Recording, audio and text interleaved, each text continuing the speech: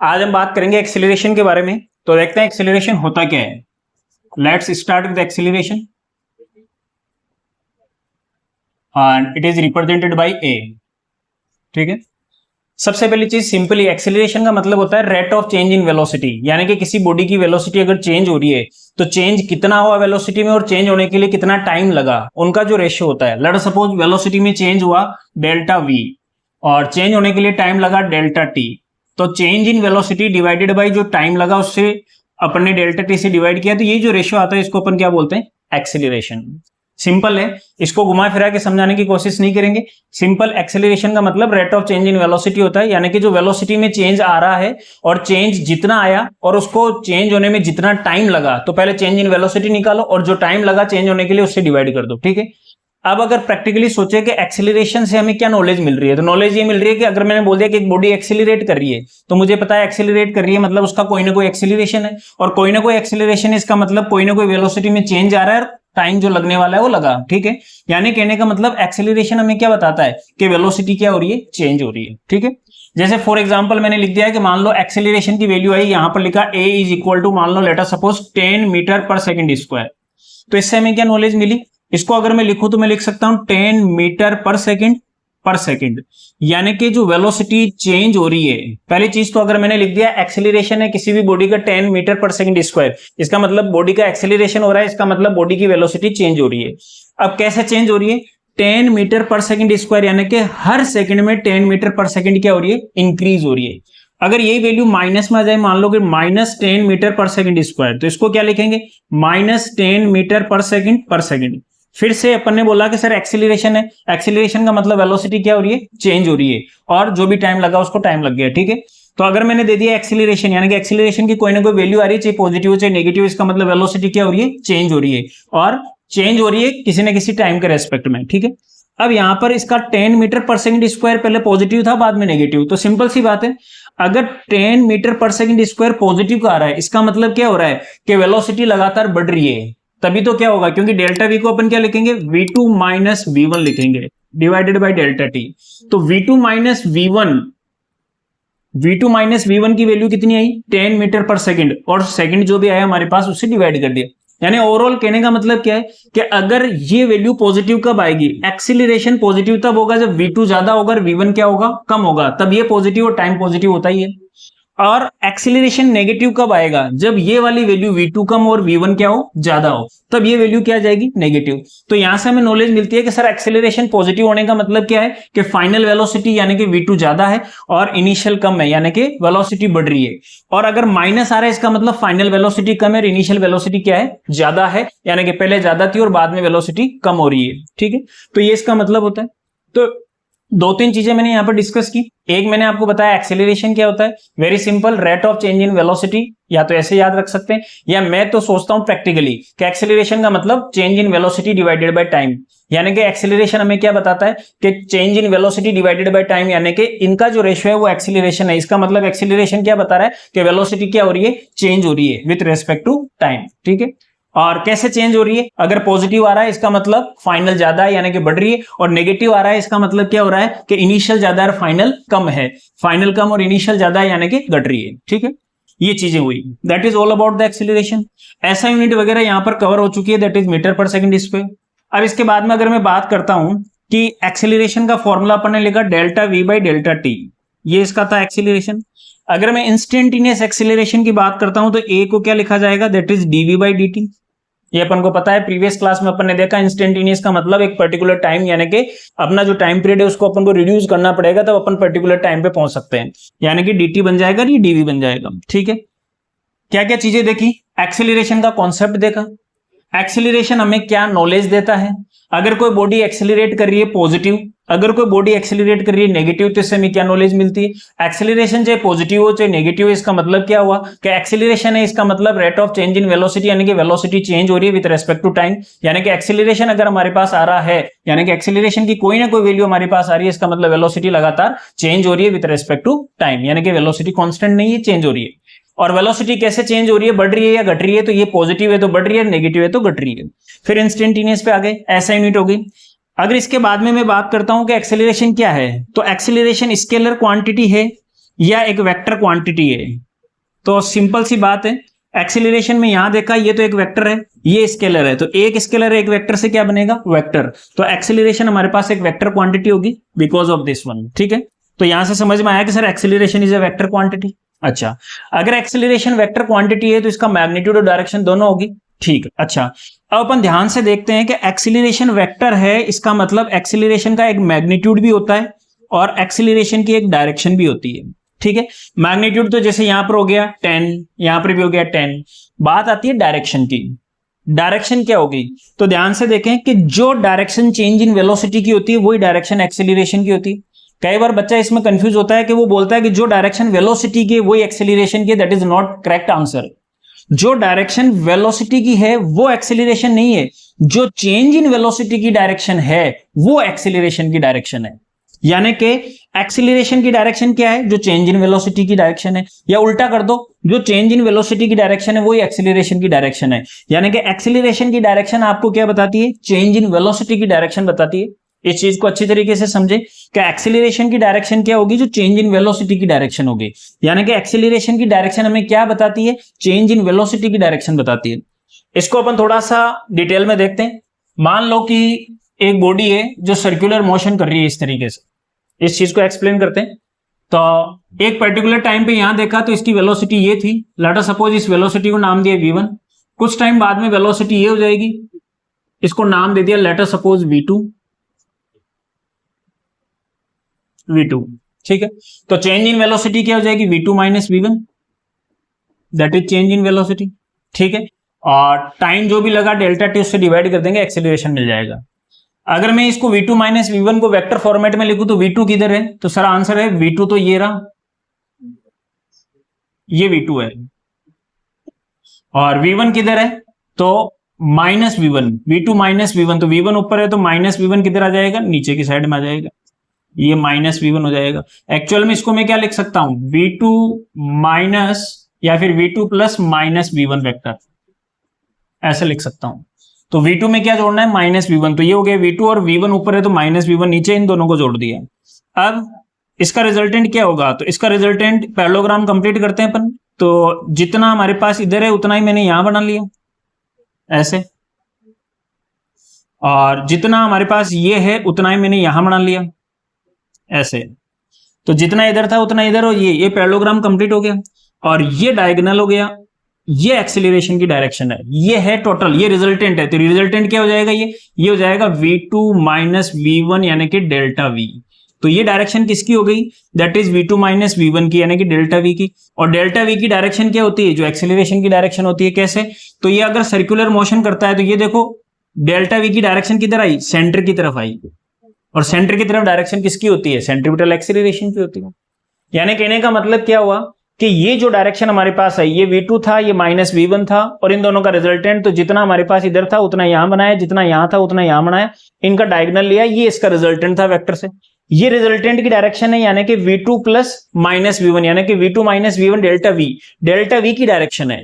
और हमें पता है कि एक्चुअल में ये सेंटर की तरफ है, ये एक्सीलरेशन की डायरेक्शन है। तो हमें क्या पता चला कि जो एक्सीलरेशन की डायरेक्शन आती है सेंटर की तरफ, उधर ही क्या आ रहा है, डेल्टा v की डायरेक्शन, यानी कि डेल्टा v की डायरेक्शन और एक्सीलरेशन की डायरेक्शन सेम होती है।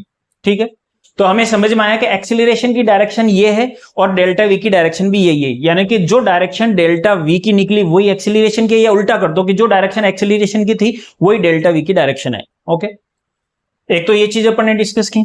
उसके बाद में अगर अपन और ध्यान से देखें कि मान लो कि ये एक पॉइंट था हमारे पास, उसके बाद में नेक्स्ट पॉइंट लेते हैं कि अगर मैं बोलता हूं कि एक्सीलरेशन 0 है तो ये हमें क्या इंटरप्रेट कर रहा है। तो एक्सीलरेशन 0 का मतलब क्या होगा, वेलोसिटी क्या है, कांस्टेंट है। इसका मतलब हो गया वेलोसिटी कांस्टेंट है। यहां से समझ में आया, क्योंकि डिफरेंशिएशन कर रहे हैं अपन, तो अगर ये कांस्टेंट होगा तो कांस्टेंट का डिफरेंशिएशन 0 होगा। तो अगर मान लो कि वेलोसिटी कांस्टेंट है तो डिफरेंशिएट किया तो आंसर कितना है, 0, एक्सीलरेशन 0 आया। तो एक्सीलरेशन की वैल्यू यहां पर 0 कब आएगी, तो एक्सीलरेशन की वैल्यू यहां पर 0 तब आएगी जब वेलोसिटी कांस्टेंट है, या उल्टा सोच लो कि वेलोसिटी अगर कांस्टेंट है तो यहां पर आंसर आया 0, तो एक्सीलरेशन 0 है। तो एक्सीलरेशन 0 का मतलब वेलोसिटी कांस्टेंट। इसको उल्टा कर देते हैं, अगर मैं बोलता हूं कि वेलोसिटी 0 है तो इसका मतलब क्या होगा, अगर वेलोसिटी 0 है इसका मतलब एक्सीलरेशन 0 है। क्योंकि वेलोसिटी जीरो है, जैसे मैं यहां खड़ा हूं तो मेरी वेलोसिटी जीरो है, यानी कि वेलोसिटी चेंज ही नहीं हो रही, तो चेंज इन वेलोसिटी कितना आया, जीरो, तो एक्सेलरेशन भी कितना आया, जीरो। अब उसके बाद में, लेकिन ये बात अगर मैं ऐसे लिखूं कि वेलोसिटी जीरो है फॉर एन इंस्टेंट, तब उस कंडीशन में एक्सेलरेशन क्या होगा, समझना। यहां वेलोसिटी जीरो थी, ये पूरे टाइम के लिए थी, यहां वेलोसिटी जीरो है फॉर एन इंस्टेंट, तो उस टाइम पे एक्सेलरेशन क्या होगा, तो answer it is not mandatory कि acceleration zero, acceleration is not zero. इसको भी समझने वाली बात है, ये सारा डिटेल में है कि एक्सेलरेशन जीरो है, इसका मतलब क्या हो गया, एक्सेलरेशन जीरो आ रहा है, तो ये वैल्यू जीरो का मतलब वेलोसिटी कांस्टेंट। अब वेलोसिटी जीरो है तो एक्सेलरेशन क्या होगा, जीरो, मेरी वेलोसिटी कांस्टेंट है, या ये बोर्ड है इसकी वेलोसिटी अभी क्या है, जीरो, वेलोसिटी कांस्टेंट है, तो वेलोसिटी कांस्टेंट है, एक्सेलरेशन कितना होगा, जीरो होगा। क्यों, क्योंकि चेंज इन वेलोसिटी आएगा नहीं, पहले वेलोसिटी कितनी है, जीरो, बाद में वेलोसिटी कितनी है, जीरो, पहले भी जीरो बाद में भी जीरो, पहले 10 बाद में भी 10, पहले 50 बाद में 50, तो क्या जाएगा, जीरो अपॉन समथिंग, यानी कि एक्सेलरेशन जीरो। तो वेलोसिटी जीरो होने का मतलब एक्सेलरेशन तो क्या हो गया, जीरो हो गया। अब बात करते हैं कि वेलोसिटी जीरो है, जैसे मेरी वेलोसिटी जीरो है, लेकिन फॉर एन इंस्टेंट, के इंस्टेंट के लिए, जैसे अपन बात करते हैं पेंडुलम की, पेंडुलम में यहां जाते हैं वेलोसिटी जीरो होती है, लेकिन एक्सेलरेशन जरूर होता है बिकॉज ऑफ ग्रेविटी, नीचे की साइड में ऐसे, उसकी वजह से ये ऐसे जाता है। यानी कहने का मतलब एक इंस्टेंट पे वेलोसिटी क्या होगी, जीरो, लेकिन एक्सेलरेशन लग रहा है नीचे, उसके दो कंपोनेंट बन गए, एक कंपोनेंट बन गया इधर और एक कंपोनेंट बन गया इधर, वो वाला कंपोनेंट तो वर्टिकल कैंसिल हो गया, लेकिन ये वाला कंपोनेंट अभी भी है, यानी कि एक्सेलरेशन है। तो जिन लोगों का ये पढ़ा हुआ है पेंडुलम वगैरह, उनको समझ में आया होगा। ओके, तो मैंने एक्सेलरेशन से रिलेटेड जो इंपॉर्टेंट सारी चीजें थी उनको वन बाय वन करके याद करके समझाने की कोशिश की। मीनिंग अपन ने देखा, एक्सेलरेशन से नॉलेज क्या मिलती है, एक्सेलरेशन बॉडी कर रही है, इसका मतलब हमें क्या समझ में आया कि उसकी वेलोसिटी क्या हो रही है, जरूर चेंज हो रही है। और एक्सेलरेशन पॉजिटिव है, इसका मतलब वेलोसिटी पॉजिटिव में चेंज हो रही है, बढ़ रही है। एक्सेलरेशन नेगेटिव है, इसका मतलब वेलोसिटी लगातार डिक्रीज हो रही है। एक्सेलरेशन अगर जीरो है तो इससे क्या समझ में आया, तो एक्सेलरेशन जीरो का मतलब क्या हो गया, तो एक्सेलरेशन अगर जीरो है तो वेलोसिटी क्या है, कांस्टेंट है, वेलोसिटी कांस्टेंट होगी तभी एक्सेलरेशन जीरो आएगा। और वैसे ही समझ में आ रहा है कि मेरी वेलोसिटी अभी क्या है, कांस्टेंट है, तो वेलोसिटी कांस्टेंट है तो चेंज इन वेलोसिटी क्या हुआ, कुछ नहीं है, v2 माइनस v1, यानी कि v final minus v initial, final velocity भी वही जीरो, इनिशियल भी जीरो, तो आंसर कितना आया, जीरो। तो वेलोसिटी अगर कांस्टेंट है तो एक्सेलरेशन क्या हो जाएगा हमारा, जीरो हो जाएगा। फॉर्मूले से भी समझ में आता है और प्रैक्टिकली भी समझ में आता है कि वेलोसिटी अगर कांस्टेंट है तो एक्सेलरेशन क्या हो गया, जीरो। फिर लेकिन वेलोसिटी, एक्सेलरेशन जीरो हो गया तो वेलोसिटी कांस्टेंट हो गई, वेलोसिटी जीरो है तो एक्सेलरेशन जीरो है, लेकिन इंस्टेंट की बात करें तो वेलोसिटी जीरो है लेकिन acceleration is not zero. Okay, अब एक और चीज अपन देखते हैं कि मान लेते हैं, यहां पर एक चीज और देखते हैं कि लेट अस सपोज ये एक्सेलरेशन है और यहां वेलोसिटी है और इनके बीच में एक एंगल है, समझना जरा। तो इसका एक कंपोनेंट ऊपर चला जाएगा और एक कंपोनेंट यहां जाएगा, ये हो जाएगा ए कोस थीटा और ये हो जाएगा ए साइन थीटा।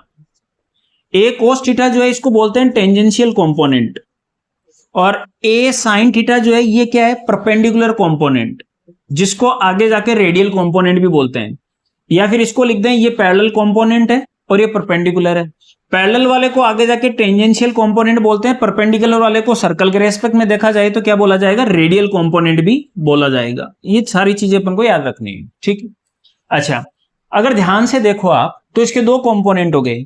अब मैं अगर पूछूं आपसे कि अगर पैरेलल कंपोनेंट है, पैरेलल कंपोनेंट ऑफ एक्सेलरेशन क्या कर सकता है, तो आंसर है सर वेलोसिटी का मैग्नीट्यूड चेंज करेगा, जबकि परपेंडिकुलर जो कंपोनेंट है वो लगातार इसको खींचेगा, यानी कि इसकी डायरेक्शन चेंज करेगा। तो पॉइंट टू बी नोटेड क्या हो गया कि जो परपेंडिकुलर कंपोनेंट है वो डायरेक्शन ऑफ वेलोसिटी चेंज करता है, और जो पैरेलल कंपोनेंट है वो मैग्नीट्यूड ऑफ वेलोसिटी चेंज करता है, यानी कि 2 3 4 5 उसको बदल देगा, यानी कि स्पीड चेंज करता है। तो स्पीड चेंज करने के लिए रेस्पॉन्सिबल हो गया पैरेलल, और डायरेक्शन के लिए कौन रेस्पॉन्सिबल हो गया, दैट इज परपेंडिकुलर कंपोनेंट। ठीक है, ये हमारे पास छोटी चीजें थी, बहुत सारी चीजें अपन ने नीट लेवल पे कवर की है। बेसिकली अगर देखा जाए तो एक्सेलरेशन एक ही लाइन में हो जाता है कि dv बाई dt होता है, लेकिन नीट लेवल के हिसाब से जितनी भी चीजें आगे भी फर्दर दूसरे टॉपिक्स में काम आएगी सारी चीजें मैंने कवर की है, ठीक है। ओके, बट ये याद रखना कि ये अपन को प्रैक्टिकली समझ में आना चाहिए कि सर बॉडी का एक्सेलरेशन हो रहा है, इसका मतलब body A equal to DV by D T की कोई वैल्यू आ रही है, बॉडी का एक्सीलरेशन हो रहा है, तो आप अपने हिसाब से किसी भी लेवल पे जाके सोच सकते हैं कि एक्सीलरेशन का मतलब डेल्टा वी हो रहा है, यानी कि चेंज इन वेलोसिटी हो रही है। या फॉर्मूले से नहीं समझ में, ऐसे ही एक्सीलरेशन का मतलब rate of change in velocity में कोई आंसर आ रहा है, यानी कि वेलोसिटी लगातार चेंज हो रही है। वेलोसिटी चेंज हो रही है तभी कोई ना कोई वेलोसिटी चेंज का वैल्यू आया, कोई ना कोई टाइम का वैल्यू आया और उनका एक्सीलरेशन आया। ठीक है, ओके, ये सारी याद रखनी। अच्छा, अगर ध्यान से देखें तो यहां मैं और क्या लिख सकता हूं, यहां मैं लिख सकता हूं ए पैरेलल का स्क्वायर प्लस ए परपेंडिकुलर का स्क्वायर इज इक्वल टू ए, क्योंकि दो वेक्टर 90 डिग्री पे, रूट ए स्क्वायर प्लस बी स्क्वायर हो जाएगा, ये रिजल्टेंट हो जाएगा, और किसका, एक्सीलरेशन का, दैट इज ए।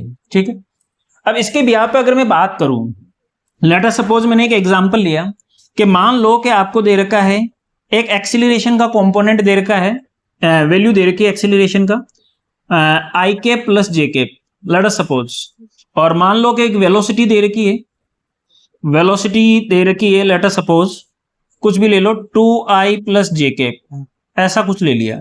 ठीक है, एक्सीलरेशन दे रखा है, वेलोसिटी दे रखा है, और लेट अस सपोज आपसे पूछा है कि फाइंड आउट करो परपेंडिकुलर कंपोनेंट एक्सीलरेशन का। तो पॉज करके आप देख सकते हैं, अदरवाइज कंटिन्यू समझे कि परपेंडिकुलर कंपोनेंट निकालने के लिए मुझे क्या चाहिए, तो परपेंडिकुलर के लिए मुझे पैरेलल कंपोनेंट और ए, ये दोनों चाहिए। अब यहां मुझे क्या पता है, मुझे ए पता है, अगर मैं ए की वैल्यू निकालूं तो ए कितना हो जाएगा, तो ए क्या हो जाता है, तो ये वेक्टर में दे रखा है, इसका मैग्नीट्यूड निकाल लिया 1 + 1 √2, क्योंकि कोऑर्डिनेट के स्क्वायर का रूट होता है, इसका कोऑर्डिनेट 1 का स्क्वायर 1, इसका भी 1 का स्क्वायर 1 का रूट, यानी कि √2, ये मुझे पता है। अच्छा, अब ए मुझे पता है और परपेंडिकुलर मुझे निकालना है, तो मुझे ए पैरेलल चाहिए। ए पैरेलल का मतलब क्या हो गया, ए cos थीटा, तो यहां डॉट प्रोडक्ट लेते हैं अपन, ए डॉट वी, ये हो जाएगा ए वी cos थीटा, जिसको मैं लिख सकता हूं, v को अलग लिख दिया यार, ए cos थीटा लिख सकता हूं। यहां से मुझे क्या चाहिए, ए cos theta, that is parallel, इसको मैंने लिख दिया ए पैरेलल। तो ए पैरेलल मेरे पास क्या हो जाएगा, A dot B divided by V, इस v को मैं नीचे ले आया, ये मेरे पास हो जाएगा।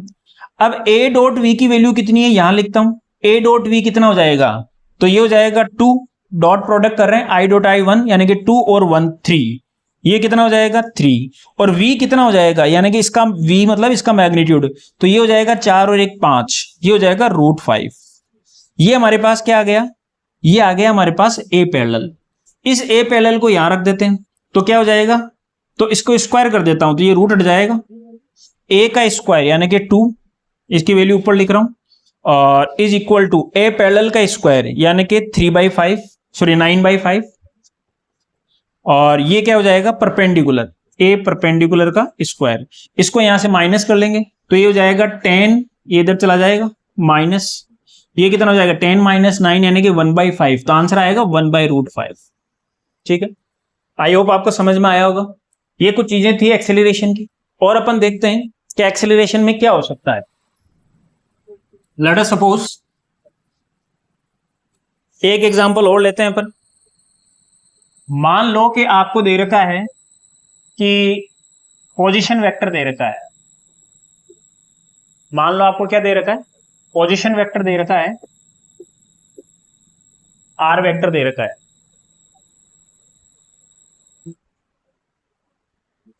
फिर से रिज्यूम करते हैं, तो आर वेक्टर अपन को दे रखा था, मान लो कुछ भी दे रखा है, लेट अस सपोज दे रखा है 2 या 4t² plus t i k plus 2t² j k, कुछ भी ले लिया मैंने, एक पोजीशन वेक्टर आपको दे रखा है और आपको बोल दिया कि find out acceleration at t = 3 second, ये अपन को फाइंड आउट करना है।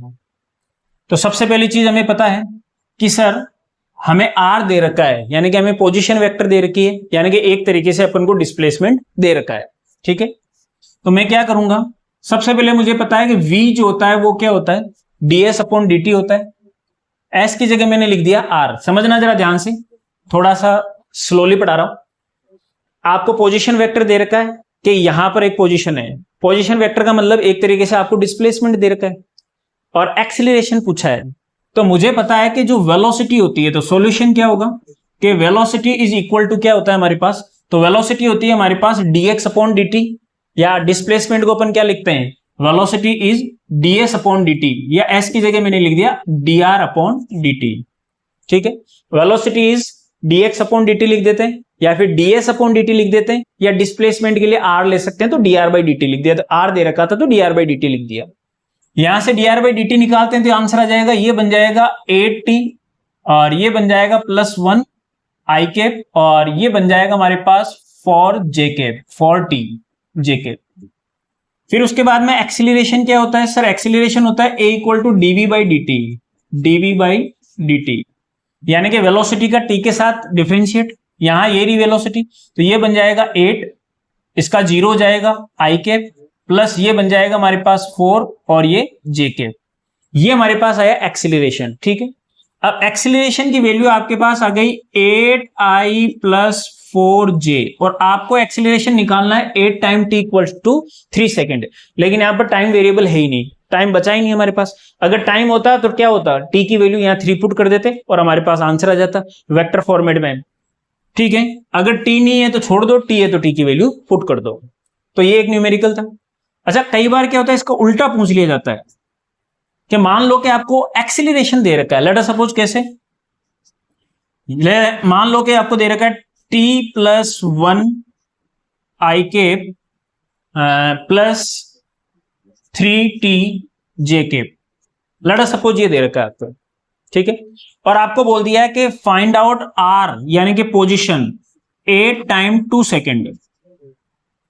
ठीक है, उल्टा कर दिया, कहने का मतलब पहले पोजीशन वेक्टर दे रखा था, एक्सीलरेशन पूछा, अब मैंने क्या किया, एक्सीलरेशन दे दिया, पोजीशन पूछी, तो पहले डिस्प्लेसमेंट पता था, डिस्प्लेसमेंट से एक्सीलरेशन की तरफ गए, अब एक्सीलरेशन पता है, डिस्प्लेसमेंट की तरफ जाना है।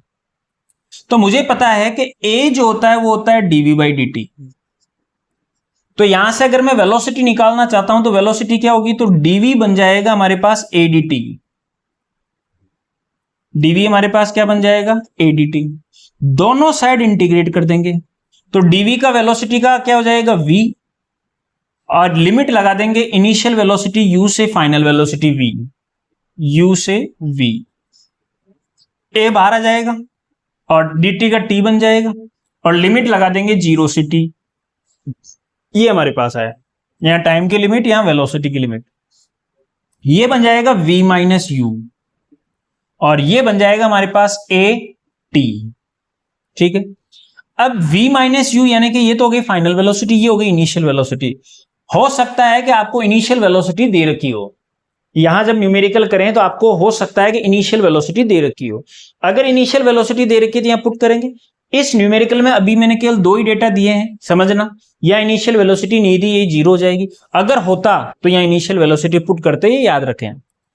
यहां से अपन ने निकाला v, u 0 हो गया, और ये बन गया हमारे पास a, और ये बच गया हमारे पास t, a हमारे पास ये रहा, और t से मल्टीप्लाई कर दो, तो सीधा कर देता हूं मैं, at क्या बन जाएगा, ये हो जाएगा हमारे पास t square plus t i के प्लस 3t स्क्वायर j के, ये v आ गया। अब हमें क्या निकालना है, हमें निकालना है डिस्प्लेसमेंट, तो v क्या होता है, तो यहां लिखता हूं, देखना जरा ध्यान से, इधर लिखते हैं सर, v होता है हमारे पास dx अपॉन dt, डिस्प्लेसमेंट को x लिख दो, चाहे s लिख दो, चाहे r लिख दो, तो मैंने लिख दिया v is equal to dr by dt।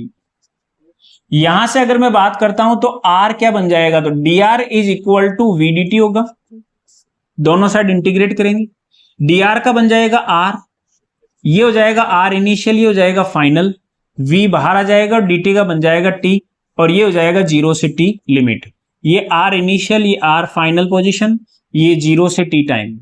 ठीक, ये हो जाएगा r final minus r initial, ये हो जाएगा v, और ये हो जाएगा t। ठीक है, पहले राइट साइड को देखो, v अपन को दे रखा है t से मल्टीप्लाई, तो ये हो जाएगा t cube plus t square i के प्लस 3t क्यूब j के। ठीक है, उसके बाद में ध्यान से देखें, ये था r final minus r initial, हमें निकालना r फाइनल, तो r इनिशियल उधर जाएगा, तो r इनिशियल यहां जुड़ जाएगा, ये plus r initial, R initial. याद रखने वाली चीज है, अगर आपको इनिशियल पोजीशन भी दे रखी है तो वो आर इनिशियल का मतलब इनिशियल पोजीशन वो यहां पर आके ऐड हो जाएगी। जैसे इस तरीके की कोई पोजीशन दे रखी होती तो वो यहां जाके ऐड हो जाती। जैसे मान लो ये दे रखी होती 4t² + t + दिस, तो ये यहां लिखता मैं, फिर इसके साथ जोड़ता मैं, तो जो i है उसको i के साथ जोड़ता, तो क्या लिख देता t² sorry t³ t² 4t² + t i और 3t³ के साथ क्या हो जाता 2t², तो 3t³ + 2t² j ऐसे जोड़ देता। लेकिन अभी इनिशियल पोजीशन कहीं है नहीं तो ये 0 हो जाएगा, ये 0 हो गया। मैं प्रिडिक्शन ले रहा हूं कि क्या क्या हो सकता है। फिर आर फाइनल अपन ने लिया, तो आर फाइनल आपके पास आ गया ये वाली वैल्यू, सीधा यही कर देता हूं, ये 0 कर देता हूं, ये आर फाइनल आ गया। अब टी की वैल्यू कितनी रखनी है सर? टी की वैल्यू 2 सेकंड, तो 2 कितना हो जाएगा 8 4 i और 2 का 8 और 8 और ये 24 j, ये हो जाएगा 12 i और ये हो जाएगा 24 j, ये फाइनल पोजीशन हो जाएगी इसकी। आई होप आपको समझ में आया होगा। तो कुछ न्यूमेरिकल्स जो कि नीट लेवल पे थे वो मैंने आपको बताए, ट्रिक्स मैंने आपको बताई कि न्यूमेरिकल गलत ना हो, इसके लिए अपन को क्या क्या चीजें ध्यान में रखनी है। अपन को ये ध्यान रखना है कि आर से ए की तरफ जाते हैं तो क्या करते हैं, ए से आर की तरफ जाते हैं तो क्या करते हैं। हमें ये पता है कि अगर टेंजेंशियल और परपेंडिकुलर कंपोनेंट अगर अपन को दे रखे हैं, ए अपन को दे रखा है, तो अपन को दूसरा वेक्टर कैसे निकालना है, दूसरा कंपोनेंट कैसे निकालना है। This is all about the acceleration. एक बढ़िया चीज बता रहा हूं जो आगे के नेक्स्ट वीडियो के लिए अपन कंटिन्यू करेंगे। एक समझने वाली चीज है, नेक्स्ट वीडियो पूरा उसी बात पे टिका हुआ है, और वो बात ये है, देखना जरा कि यहां पर आपने एक फील किया होगा कि यहां हमें क्या दे रखा था, हमें दे रखा था डिस्प्लेसमेंट, आर लिख लो या एक्स, मैं एक्स लिख देता हूं। हमें डिस्प्लेसमेंट दे रखा है as a function of T, as a function of T, और हमारे से पूछा क्या गया, acceleration as a function of T, as a function of T. यहां आ जाओ, यहां क्या दे रखा था, एक्सीलरेशन दे रखा था as a function of T, और हमें पूछा क्या गया था, पोजीशन यानी कि डिस्प्लेसमेंट यानी कि एक्स लिख दो as a function of T. तो सर ये क्या बात हुई, मैं ये समझाने की कोशिश कर रहा हूं कि हमारे पास फॉर्मेट न्यूमेरिकल के बहुत सारे हैं और हर बार ऐसा ही होता है, हमें एक फंक्शन दे दिया जाता है, एक वैल्यू एक फंक्शन के फॉर्मेट में होती है और हमें दूसरी वैल्यू दूसरे फंक्शन के फॉर्मेट में पूछी जाती है। ऐसे करके हमारे पास सारे न्यूमेरिकल बनते हैं, पूरा काइनेमेटिक्स इसी पे टिका हुआ है। हो सकता है x in form of t दे रखा है, वीटी पूछ लिया आपको, velocity in form of t पूछ लिया, हो सकता है velocity in term of x के फंक्शन में दे रखी और आपको acceleration in term of x पूछ लिया। ऐसे बहुत सारे फॉर्मेट होते हैं। जिस बच्चे को ये सारे फॉर्मेट पता होते हैं वो नीट नहीं जेई लेवल तक के सारे काइनेमेटिक्स के न्यूमेरिकल कर सकता है। नेक्स्ट वीडियो में मैं आपको यही बताऊंगा कि टोटल हमारे पास ऐसे 30 फॉर्मेट्स बनते हैं। जो बच्चा इन 30 फॉर्मेट को समझ जाता है, जिसको इसकी प्रैक्टिस हो जाती है, उसके बाद में उसके लिए काइनेमेटिक्स का ऐसा कोई भी न्यूमेरिकल नहीं होगा जिसको सोचना पड़ेगा कि यार करूं कैसे। ओके, नेक्स्ट वीडियो में देखते हैं। Thank you.